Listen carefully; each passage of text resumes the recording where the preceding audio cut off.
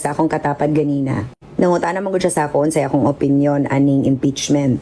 Anak ko, simple ragid kaayo, angay na ginamahitabo. Ipanguta na din ko niya, ngano din nagsugod ni ma'am? Akong tubag? Tungod ni Zuleika. Shocked mo no? Dili man na political persecution yung taon na nahitabo sa iyaha, uy. Siya ra may nagbuhat anak because of Zuleika. Don't tell me you don't know.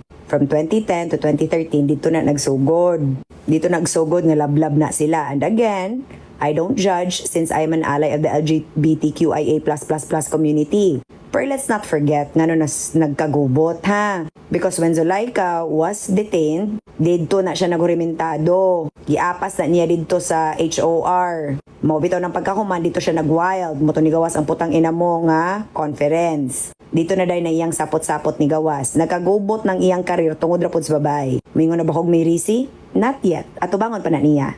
Kana bitaw imong gipangyaw-yaw o gipangyawit jam? Opinion nimo? Ang kanang imong opinion doesn't matter to us kay wala kay kredibilidad kay kabalumi nga ikaw binayran. Ana na siya. Pag once gani ang tao mabayran, wala na siya'y kredibilidad. Sama nimo. Mao na'y nahitabo. Unya, pinaana pa jud ka nga dapat na gyud mahitabo.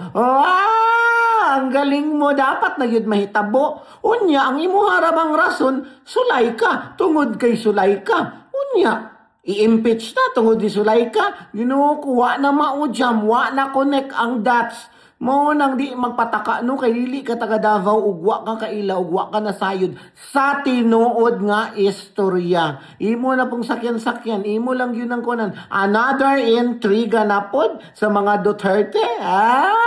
Ano ko? Si Mang.com jam.